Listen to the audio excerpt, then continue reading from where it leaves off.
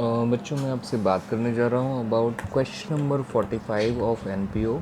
Book is T S Grewal, chapter NPO है। इसका question 45 कुछ इस तरह से है कि आपको पेमेंट साइड में जो है सैलरीज गिवन है, पोस्टेज गिवन है, रेंट गिवन है, प्रिंटिंग एंड स्टेशनरी गिवन है, स्पोर्ट्स मटेरियल गिवन है, मिसलेनियस एक्सपेंसेस, और उसके अलावा फर्नीचर दे रखा है जिसकी डेट ऑफ परचेज 1 अक्टूबर है। उसके अलावा 10% इन्वेस्टमेंट है जिसकी डेट ऑफ परचेज जो है 1 अक्टूबर है।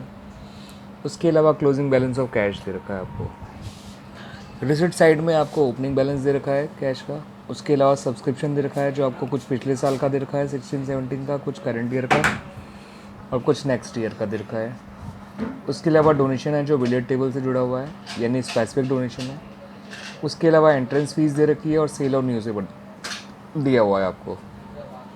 नीचे इन्फॉर्मेशन में दे रखा है subscription outstanding as at 31 March 2018 was 16,200, यानी साल के एंड का आउटस्टैंडिंग 16,200 दिया हुआ है आपको। तो देखिए मैंने सब्सक्रिप्शन अकाउंट बनाया और उसमें outstanding subscription at the end 16,200 लिख लिया।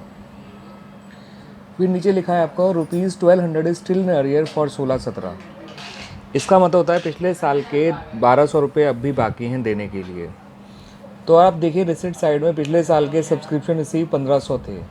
अब 1,500 पिछले साल के मिलने के बावजूद भी अगर 1,200 बाकी हैं तो इसका मतलब ये होता है कि लास्ट ईयर जो आउटस्टैंडिंग सब्सक्रिप्शन रहा होगा वो 2,700 रहा होगा।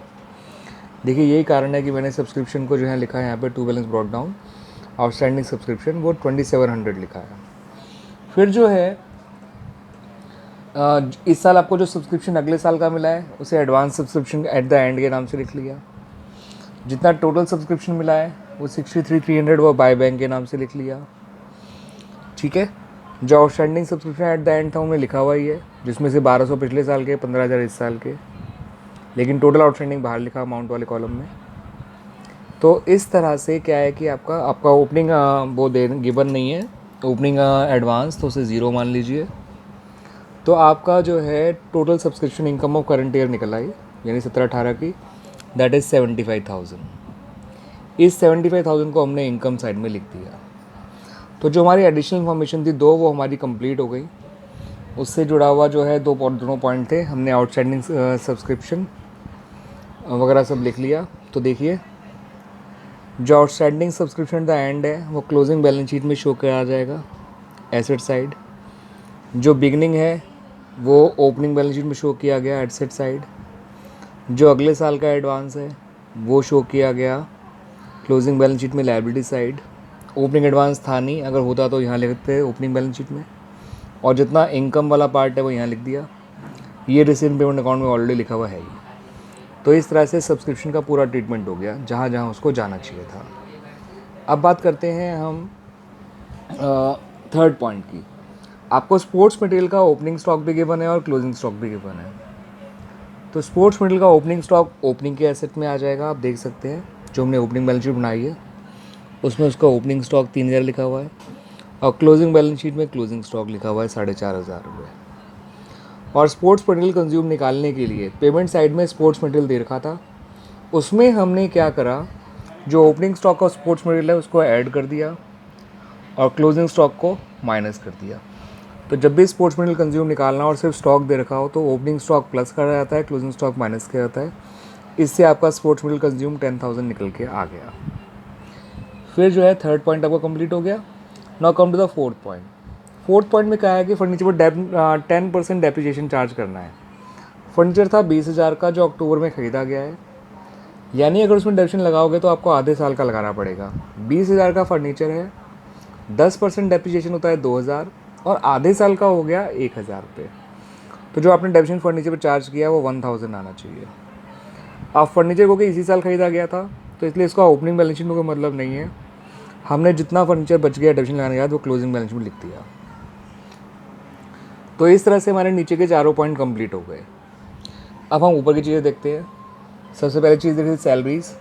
सैलरीज़ में कोई एडजस्टमेंट नहीं है, वो सिंपल एक्सपेंडिचर में आ गया। पोस्टेज में कोई एक्सपेंडिचर नहीं है, सीधा एक्सपेंडिचर में आ गया। रेंट एक्सपेंडिचर में आ गया। मिसलेनियस एक्सपेंडिचर उसमें आ गया एक्सपेंडिचर में।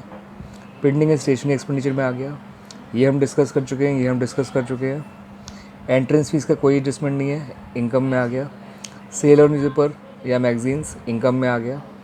उसके अलावा अगर आप इन्वेस्टमेंट को देखें तो इन्वेस्टमेंट की भी जो डेट ऑफ परचेज दे रखी थी वो 1 अक्टूबर 2017 दे रखी थी, और वो 10% इन्वेस्टमेंट है, तो कायदे से उस पर 6 महीने का इंटरेस्ट अक्रूड हो गया है। 70,000 का 10% 7,000 होता है, और आधे साल का हो जाएगा 3,500। रिसिट साइड में कोई इंटरेस्ट नहीं लिखा हुआ, इसका मतलब वो अक्रूड इंटरेस्ट है। तो अक्रूड इंटरेस्ट और इन्वेस्टमेंट एक बार इनकम में आ गया और बाद में आपकी क्लोजिंग बैलेंस शीट में आ जाएगा। और इन्वेस्टमेंट क्योंकि इसी साल खरीदी गई है तो वो क्लोजिंग बैलेंस शीट में ही आएगी। ठीक है बच्चों, तो देखिए हमने यहाँ पे आपकी सारी चीज़ें इनकम साइड के और एक्सपेंडिचर साइड की देख ली हैं। तो उनका जो डिफरेंस आया वो सरप्लस कहलाया 10,200। टोटल आया था रिसिट्स इनकम साइड का 80,050। 80,050 में से इस साइड का सारा टोटल माइनस कर दिया, डिफरेंस आया 10,200।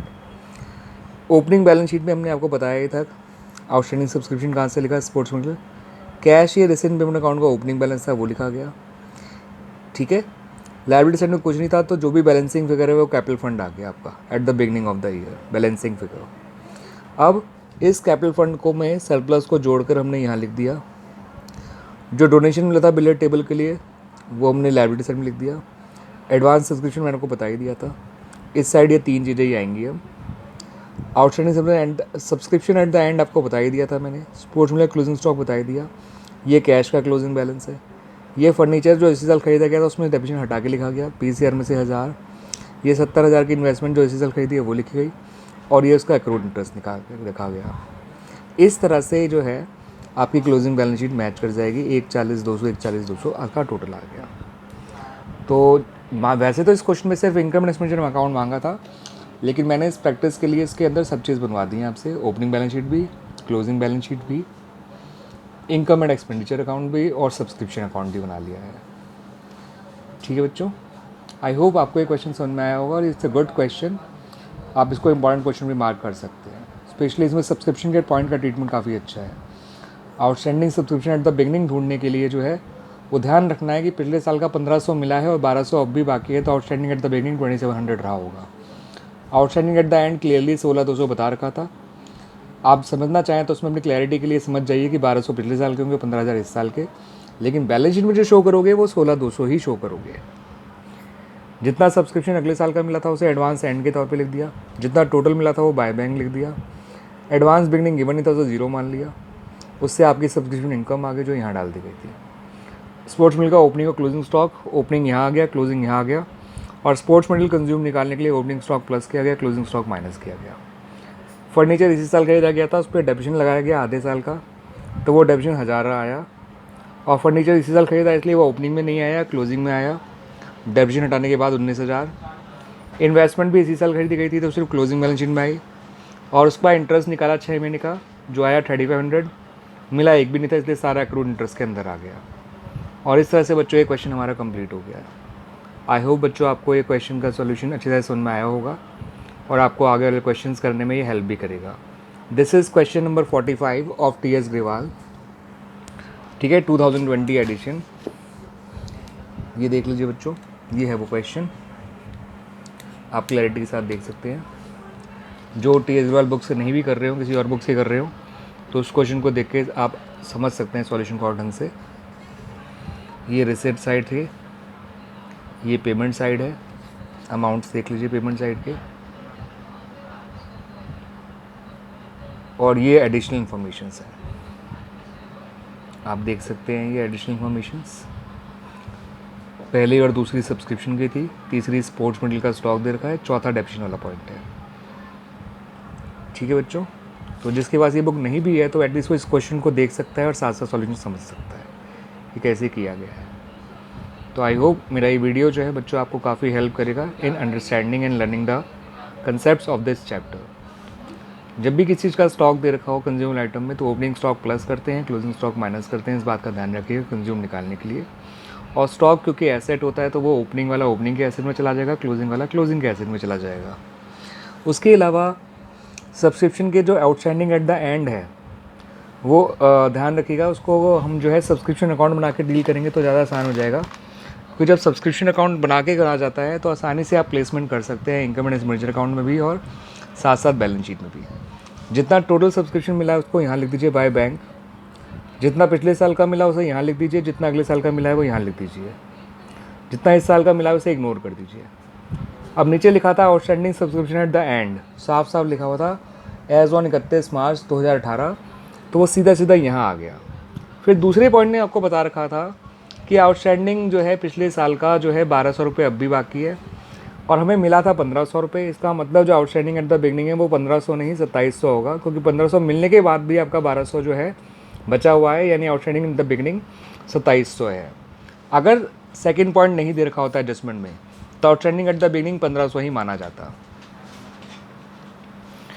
और एडवांस एट द एंड उसको मान लिया जो अगले साल का मिला है। एडवांस बिगनिंग दे रखा तो ज़ीरो मान लिया। इसके डिफरेंस से आपका इनकम, ये बैलेंसिंग फिगर है जो इनकम में जाएगा। देखिए हमने इनकम ने एक्सपेंडिचर अकाउंट में इसको शो भी कर रखा है इनकम साइड। और एक बात हमेशा ध्यान रखिएगा आप लोग, जब भी कोई एसेट सिर्फ और सिर्फ पेमेंट साइड में दे रखी है और कहीं नहीं दे रखी है, इसका मतलब होता है वो एसेट इसी साल एक्वायर करी गई है और वो सिर्फ क्लोजिंग बैलेंस शीट में आएगी, ओपनिंग में नहीं आ सकती। अब फर्नीचर और इन्वेस्टमेंट दोनों ही जो है साल अक्टूबर को खरीदे गए थे, तो दैट्स वाई फर्नीचर का डेप्शन लगाते वक्त ध्यान रखा गया कि 6 महीने का डेप्शन लगाया गया है, और इन्वेस्टमेंट का जो इंटरेस्ट निकाला गया वो भी 6 महीने का निकाला गया है अक्रूवल बेसिस पे। और इंटरेस्ट बिल्कुल नहीं मिला था, इसलिए सारा इंटरेस्ट अक्रूड इंटरेस्ट हो गया 3500। वो एक बार इनकम में शो किया गया और दूसरी बार लायबिलिटी साइड एसेट साइड में शो किया गया। इसको ध्यान रखिएगा बच्चों। आई होप बच्चों आपको ये पर्टिकुलर वीडियो काफ़ी समझ में आया होगा। ठीक है बच्चों, मैं इसी तरह से कुछ अच्छे इंपॉर्टेंट क्वेश्चंस का जो है सॉल्यूशंस आप लोगों को प्रोवाइड किया करूँगा अलॉन्ग विद देयर एक्सप्लेनेशंस, जो आपको इस टॉपिक को समझने में और चैप्टर को समझने में काफ़ी हेल्प करेंगे। ठीक है बच्चों, थैंक यू।